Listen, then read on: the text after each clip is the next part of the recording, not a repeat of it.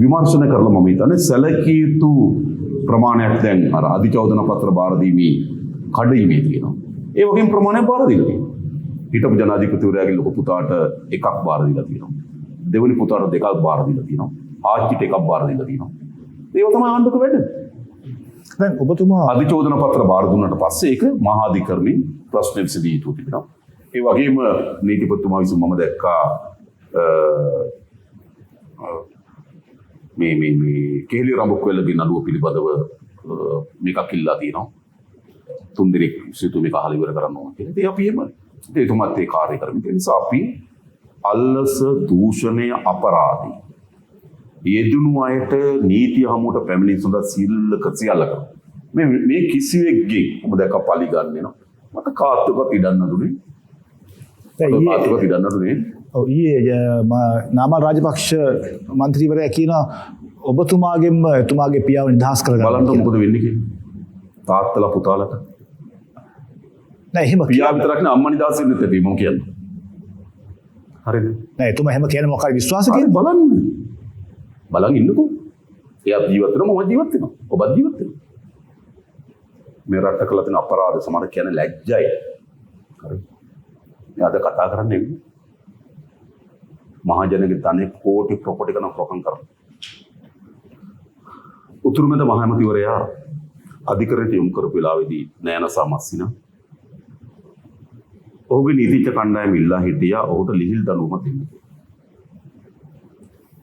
ඒ වෙලාවේ අධිකරණයේ හිටපු විනිශ්චයකාරතුමා කිව්වා මේ වචන නොවුණා. පහුගිය කාලේ අපේ රටේ ජනතාව විශාල දුකටපත් වුණා. බෙහෙත් නැති වෙන තත්ත්වයකට. ජනතාව පීඩාවටපත් වුණා.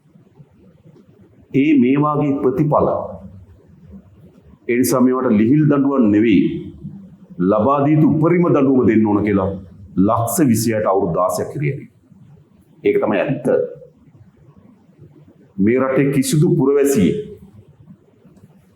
විඳින්න ඕන නැති වේදනාව දරන්න ඕන නැති පීඩාව දරුවා මේ ආර්ථික අපරාධය නිසා. ඒක පොලිම වල මිනිස්සු මැරුණා මොකක් නිසාද? පොලිම වල මිනිහෙක් මැරෙන්නේ යා කරපු වැරද්දක් නෙමෙයි මේ පාලකයන් කරපු වැරද්ද. ඒ නිසා ඒකට සාධාරණ ඉටු විය යුතුයි. ඒක කිසිවෙක් බිය ගැනීම කිසිවෙකින් පලි ගැනීම නෙවෙයි සමාජ යුක්තිය ඉටු කරන්න ඕනේ මේ රට. මේ රටේ අනාගතයේ පහළ වෙන හැම පාලකයකටම සංඥාවක් දෙන්න ඕනේ. ඔබ කොයි වෙලාවෙ අපරාධයක් කරත් කොයි වෙලාවෙ වංචා දූෂණක යෙදුණත් ඔබට දඬුවමක් ලැබෙන මේ රටේ කොයි වෙලාවක හරි කියන. අපේ රටේ මොකද තිබුණේ? අපේ රටේ තිබුණා ඒගොල්ලන්ට කවදාවත් දඬුවමක් ලැබෙන්නේ නැහැ. ඒගොල්ලෝ හැමදාම නීතියට උඩින් ඉන්නවා. ඒගොල්ලෝ හැමදාම නීතියට යටත් නැහැ. ඒගොල්ලෝ කවදාවත් නීතියට බයක් නැහැ. දෙපැත්ත ලස්සනට පිට කහගෙන මේක දෙපැත්තට තල්ලු කර කර හිටියා. හැබැයි පළමු වතාවට ආණ්ඩුවක් හදනවා.